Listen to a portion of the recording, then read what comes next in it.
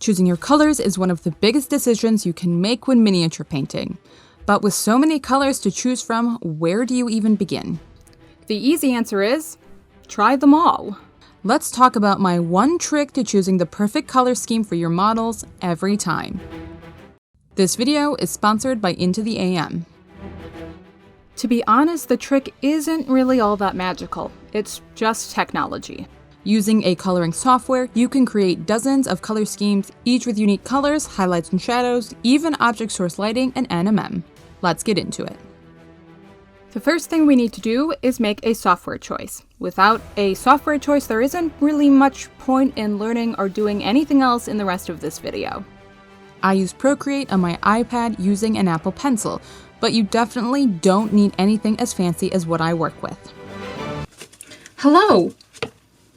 Hi, hello, hi. Wow! Hi! For Apple, there's a free app called Adobe Photoshop Sketch, and for Android, I've heard good things about Artflow. If you want to do this on a computer, the best free website is Photopea. I'm going to talk about how to do this on Procreate, but other than the layout of the software, all of the techniques you see here will be identical on any other software you use. First things first, we need a base. I frequently download my photos directly from the website I bought the model from, but Google can be used as well if for some reason the website won't work. We want the photo to be as large as possible, and if we are able, we want it to be unpainted. Drawing over an already painted model can make our digital painting more difficult, as the original colors will have a great impact on what we paint on top of it. The last resort is to photograph the model yourself. Check out this photography guide here if you need help. Before you start working on your mock-up, you should at least examine the paintbrush tool and how to use it in your chosen software. I recommend opening a new document just so you can brush and play without worry. I use a stylus, but your finger or mouse will work just as well. To select a brush, go up to the brush icon in the menu on the upper right. Selecting it once means you selected that tool, but selecting it twice means you choose from the drop-down menu and can choose the brush you want for each tool. Select Airbrush in the drop-down menu and choose one of these brushes. You can adjust the size of your brush using this slider here on the right, and you can change the opacity of your brush using this slider below it. Then the Undo button and Redo button are these arrows underneath these sliders. If you make a mistake and go a bit haywire in your colors, you can erase colors from each layer using the Eraser tool. Again, you can select the different brushes to use in the eraser. If you want the ability to do non-destructive editing or being able to add or erase your color without actually deleting anything, then look up a tutorial on masks. I'm not going to go over it here. Now that we have an idea of how to draw, let's pull in the model. In Procreate, you can hit Photo to import a photo straight from your album here on the main screen. If your image isn't in black and white, we will need to make it that way. On Procreate, use this magic wand tool up here and select Saturation from the drop-down menu. We will then slide the saturation all the way to the left. When you're ready to begin coloring, you're going to need to create a layer. The layer icon usually looks like several sheets of paper on top of each other. On Procreate, it is located here in the top right. Once the drop-down menu rolls down, you'll hit the plus sign to create a new layer.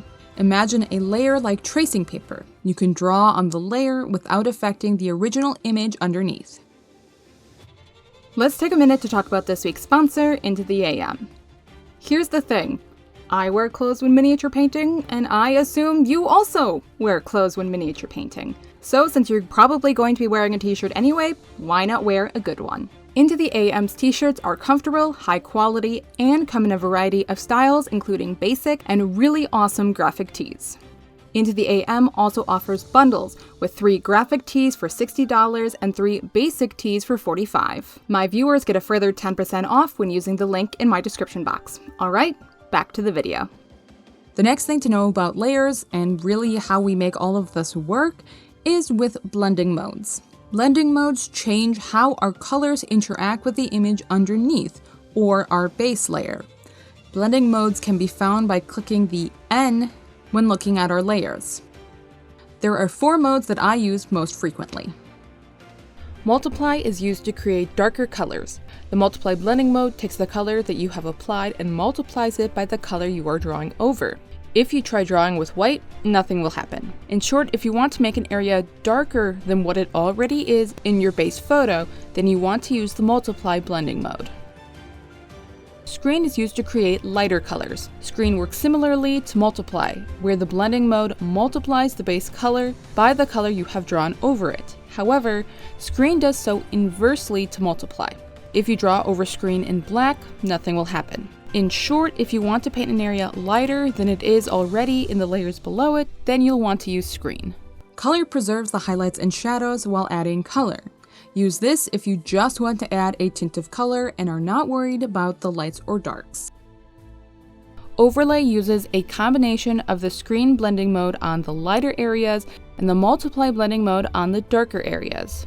Overlay and soft light are incredibly similar, with soft light being a little less intense. Honestly, overlay and soft light are a bit of a crapshoot.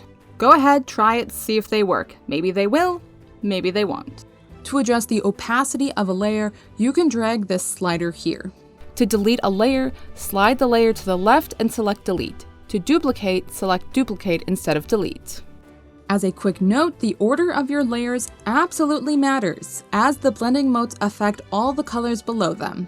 We will talk about that more later. If you know what you want your model to look like, great. If not, let's go over finding an inspiration photo and how you can use it in your mockup. My first two stops are Instagram or Pinterest. Whenever you see a model with colors you like on Instagram, save it. Whenever you have a free moment on the internet, jump over to Pinterest and search through tags like fantasy art or sci-fi, or get more specific like forest, elf, or Sisters of Battle artwork. Create a collection of images you find inspiring, or go out and find new ones for each model. My personal favorite source of inspiration is the artist Peter Moorbacher. I also love the Instagram account colorpalette.cinema. So you found your artwork, now what? Well, you can either pull it into your software of choice, or you can upload it to a website that specializes in creating color palettes from photos. You can import a photo into an existing document by selecting the wrench in the upper left, then hitting Import Photo and selecting a photo from your album. To select a color from your reference, tap your finger, hold, and drag. You can see the color that is being selected via the color icon that pops up here. Otherwise, you can select your own color by selecting the circle of color in the upper right-hand corner. I usually start with my shadow colors or darker midtones. We always want our multiply layer to be the lowest layer. Since multiply darkens whatever color you are using, you might need to use a brighter or lighter color to achieve the effect you want. Once your shadow layer is applied, it's on to midtones. Usually, the easiest way to apply midtones is to paint with a lighter color on your same multiply layer. Problem being, you can't go back in and change it once you're done, since it's all on one layer. So instead, I recommend doing things on separate layers as much as you can. The other option is that you can create a screen layer and reduce the opacity, which is exactly how we create our highlight layer as well. I recommend screen being one of your top layers.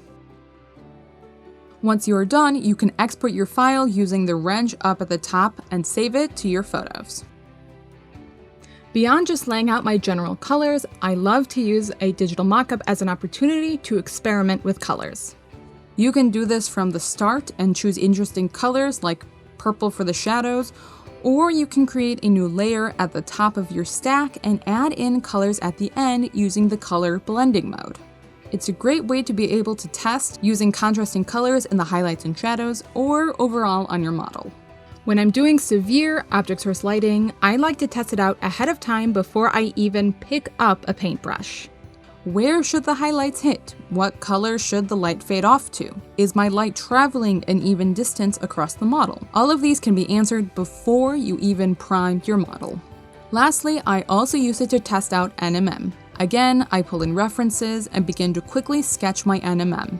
The more detail I go into, the more confident I will be when painting the model. Thank you so much for watching this video. Let me know down in the comments, will you be doing any digital mockups in your future?